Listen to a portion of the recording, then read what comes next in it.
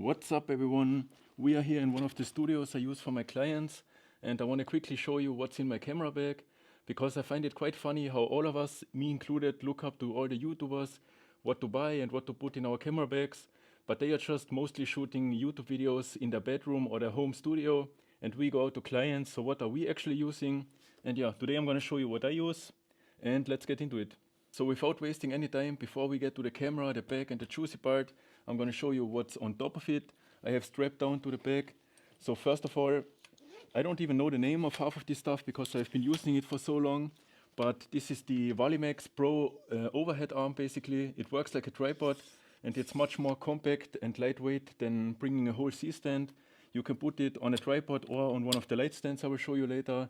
And even though it has a counterweight, it's still a very acceptable weight. Then next up is probably the most overhyped monopod on YouTube right now, because Petapixel and everybody recommended it. It's the iFootage Cobra something with the stand on the bottom, but I actually have quite a few use cases for it with the quick release, which I will show you later with the gimbal and stuff. But I don't have the iFootage head because I think it's 3 times the price or something of this tiny small rig one.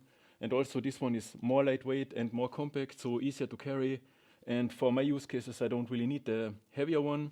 And on top of it, I have mostly mounted, when I use one of my smaller cameras, the vertical mount, so you can just smoothly switch back and forth between horizontal and vertical video, which is great because all clients usually need both. Then sort of a life hack is the umbrella. Nobody is using them basically, but they are like similar to softboxes, but much more compact and lightweight and much easier to carry if you have multiple.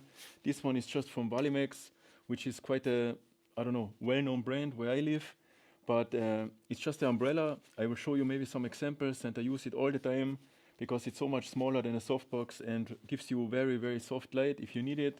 But usually I also have a softbox and especially a lantern, which I show you in my how to carry camera gear video, which you should check out. Then the light stands, because you cannot go on a corporate shoot or something without light stands. And the only really good ones I found so far, if you have any recommendations, let me know, are the Manfrotto ones. They come in 3 different sizes, depending on how big they are folded together. The bigger they are when you unfold them. But those ones are the middle ones because they fit quite nice and they are high enough for what I do. And they are awesome because they stick together, which I showed you in some other video. But like I said before, I don't know why they are so loud when you drive a car. And now for the camera bag, it's the Manfrotto Cine loader. I have the biggest one. I think they come in 3 different sizes. And actually the size is not amazing because it's wide or long, but actually because it's high, which means you can put full cinema rigs inside the bag without taking it apart. And also you can store more higher stuff upright, which I will show you in a second. So it's quite nice. It's very sturdy, even though it doesn't look like it. And yeah, you can remove the straps that I showed you earlier for the light stands and stuff, or you can even add more if you need. And I will show you later that there are small pockets on the side and one bigger one in the front. But let's first get to the interesting stuff and look inside. So when you open it up, here I have all my stuff. But I guess let's start with this one, which is the Osmo Pocket 3 case with the microphone and yeah, the creator combo, which is the best B cam probably there is, especially since I use the DJI Ronin 4D as the main camera.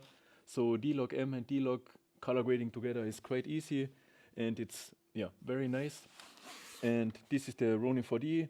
I will make its own video about it. It's very used. You can see some scratches and stuff, but it's my favorite camera of all time. I don't see any reason to get any other cinema camera other than the Ronin, unless they bring out a more compact system, which they might will in the future. So it's the Ronin 4D, or maybe I show you here on the right I have the handles. So all I need to do if I want to record is put the first handle and then take the second one, and I'm basically ready to record. Turn it on, unlock the gimbal, and that's it. So that's the main reason why this bag is also so amazing, and you can do the same thing. For example, if you shoot on Red or something, or Sony FX6 or something.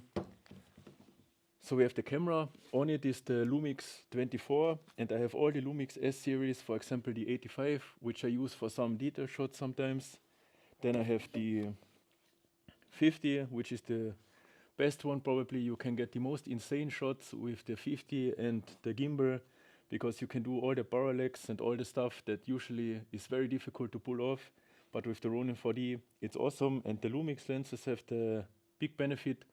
As you see, all of them are the same size and almost the exact same weight, so I never have to balance the gimbal once. Even though it's on the Ronin 4D, it's no problem, but still, I never have to balance it, so it saves a lot of time. Then I have the 100, which is the macro version. Yeah, it's probably the one I use the least, but it's nice that it's so small because usually the macro lenses are quite huge. And then the 18, because the 18 and the 50 are the two lenses I use all the time. The 18, for example, for architecture or hotels and all this kind of stuff, and the 50 for all the detail shots.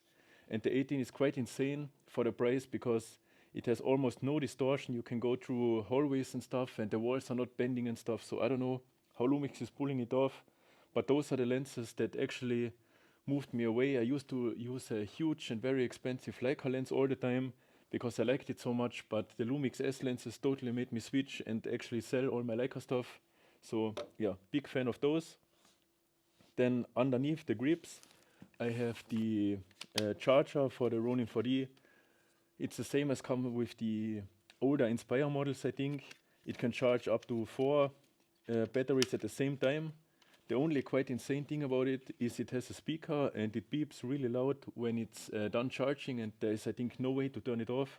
So if you want to charge overnight, it's quite insane that it doesn't stop beeping. But other than that, it's one of the best chargers, and it's also awesome because it's the same size as a lens.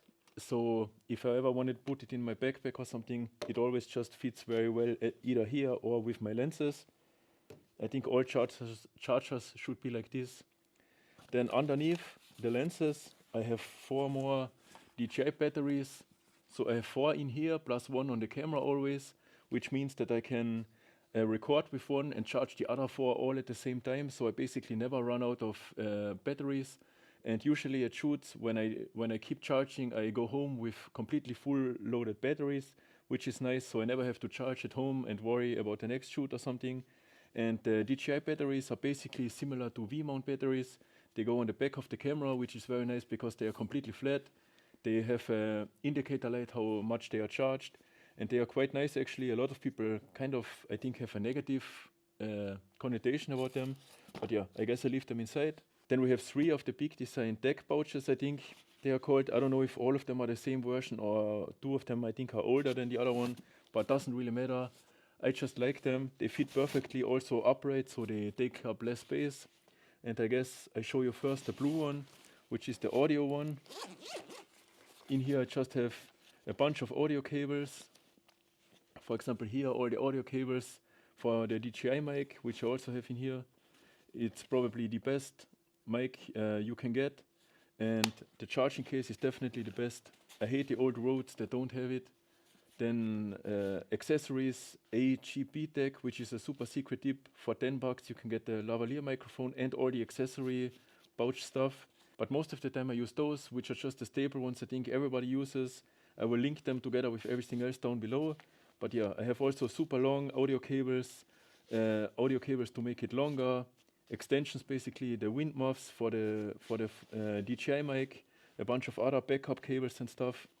And I also have another microphone outside of the bag that I show you later in the front pouch of the Manfrotto. But yeah, let's put that back inside. Then let's look at the next one, which is always the one that changes the most. The other 2 stay basically the same all the time. This one always changes, a little bit at least. And right now it became my iPhone pouch basically, because I use the Pocket and the iPhone as my B and C camera a lot of times. And I have in here the newer cage, for example. I have the Moment MagSafe mount with Pro Tip. I have another MagSafe ring on the back, so you can double MagSafe basically. Another MagSafe mount, a bunch of stuff like this that I'm currently also testing. Filters for iPhone, a bunch of iPhone lenses, for example the reflex ones that I will make videos about shortly. Cleaning pouch, which I have a lot more in the case. The big design, whatever it's called, mount, mobile mount, and one of those tools that usually I have also one in the outside pocket just to attach tripods and stuff. But yeah, all iPhone kind of stuff, because you can totally pull off the iPhone as your wide angle camera. For example, if you do a close up with the camera, 50mm, and then wide angle with your iPhone. And then we have one more with just a bunch of stuff, USB-C cables, other cables, USB to USB-A, a bunch of small ball heads, all the adapters for light stands and all sorts of stuff, adapter for the friction arm, to mount the iPhone, for example. In here I have all the small stuff that I hope I never ever need in my life, but sometimes I do. But so it's always in there. And anything, business cards, and yeah, I think you get the drill, all of the different cables, adapters, chargers, kind of stuff that you should always have. And usually this is the stuff that nobody shows. Everybody always shows the fancy lenses and cameras, but this is the actually important stuff. If you run out of those, yeah, you can't record. And then another one of my favorite things, which maybe I also will make its own video about it, is the Nightcore blower, power blower baby or something. It has a weird name and a bunch of different versions, but it doesn't really matter which one you get. You can just get the one that is on sale, and it's basically a blower for your sensor and your lenses. But yeah, and it's kinda overpriced, but you will never ever give it back if you once you have it, because it's just so much faster and simpler to use, and you don't touch your lenses. And I always also use it for my keyboard and all sorts of stuff. And yeah, just like this.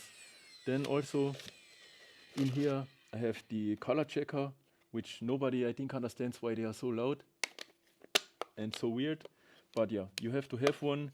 And this one is actually the photo one, because it doesn't really matter. You just need white, gray, and the colors. But I also will show you. I have in here, before I show you all the filters and stuff, I have the big color checker for video, which is kind of scratched up a little, but it's really nice. You hold it in front of the face of your model, and then you are sure you have the correct colors. And then in here, in the top pouch, I usually just have a ton of different cleaning pouches and stuff like this, maybe some extra charging cable if I need. And then in here, I have, I think, polarizer, ND filter, and this is actually a mist filter. I also forgot to say, I basically have the same black mist filter on all my lenses pre-installed, so all of them look the same, and yeah, makes it just less digital. And I have one more.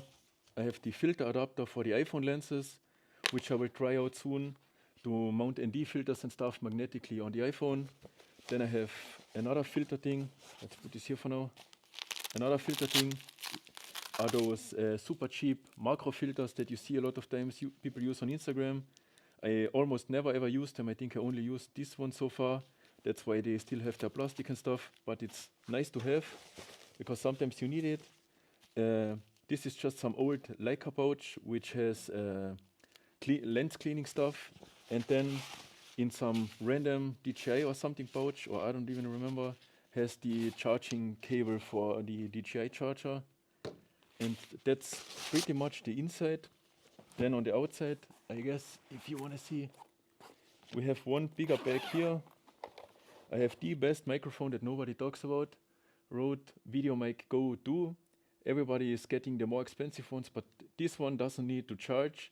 It sounds probably the best. It's only a little more expensive than the micro, and I think 70 bucks or something, but it's still the best microphone, I guess. I also use it always with the DJI wireless. I just use this to connect to the sender, or how it's called, and then wireless go to the receiver into the camera or the recorder. I have a power bank from Raft Power. I bought it on Amazon before they got banned for doing shady stuff or something, I don't remember. And then two of the Aperture MC Pro, which are kind of nice. I kind of actually am the only person probably who dislikes the magnetic stuff, because it always sort of falls apart. But I guess it's nice, and they are insanely bright for what they are. And I have two of those in those small packages. This one is even damaged so far from falling too much. But yeah, they work quite nice. And then I have some random companies tripod that I will link down below, because it's much better than most of the cheap ones, most of the even expensive ones you can get. and it's height adjustable, so it's not as tiny as most of them. And yeah, it's kind of crazy. I don't even remember how I found it, but I will link it down below. And outside here in the pockets, really quickly, besides tools for adjusting tripods and stuff, in case you ever need them, I have one of those quick release Manfrotto ones. That's actually really nice with the Ronin 4D. I also have a bigger cinema tripod, and then I just adjust it quick release to the tripod, and then I use the gimbal of the 4D to adjust the angle, and basically I don't need a video head, which is quite insane. You can even track people. And I have a Leatherman, which is really important also if tripods or something gets stuck. And yeah, a bunch of Leatherman accessories and tools, but that's basically the most important stuff. Then I always have also a backpack, which is more random, but I will show you in a second, which is the Big Design Everyday Backpack. Actually, it looks quite new because they just sent me a new one with the lifetime warranty, so highly recommend. And what looks not so new is my travel tripod, which has seen, I don't know how many kilometers and videos, quite scratched up, and I never used the bag because I don't really understand why they made the bag so tight, and also why people care if you have scratches on your tripod or not.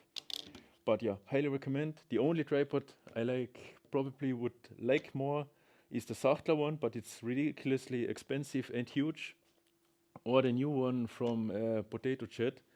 But yeah, and then what I meant with random is that I always have different stuff inside. I will just show you really quickly what I have right now.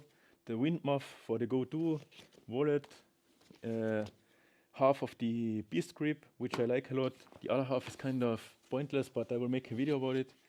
The biggest smartphone lens I have ever seen, which I will try out and also make a video. Some SSDs, SSD/smartphone holder from Tilta, really high quality. Then I have the charger for the Lumix S9. It's from some random Amazon brand. Two more SSDs. These ones are for the iPhone. They adjust with MagSafe, but you can also use them as normal SSDs. And in here I have a MacBook Pro for editing and stuff. And also here I have a newer smartphone case, which is awesome for filters, and it's an awesome combination together with the beast grip. I have two batteries for my Lumix, which I will show you in a second. Yeah, the laptop I will leave inside. And then you can also, which is a nice part about the Big Design backpack, open from the side. And then you can look here. I have the Jabra Evolve 65 Flex, I think, the best headphones for video calls, and I will link down below. Then probably the best and best price headphones for monitoring audio. I will also link down below. It's the model that never basically changes. I don't know, you can even get super duper old version of this on eBay for cheap. And then lastly for now, I have the Lumix S9 in blue because it fits my branding, but it's kind of random, with the 20-60 and the small rig cage. And yeah, it's quite nice. It's basically my main B cam, because earlier I said I used the Pocket and the iPhone a lot, but this is the best on the monopod that I showed earlier with the vertical mount. And then I just make a lot of docking head and stuff for companies. And yeah, maybe there are a few more adapters or random charging cables and stuff like this inside, but that's basically it. And yeah, thanks for watching. Make sure to subscribe, and I have everything linked down below.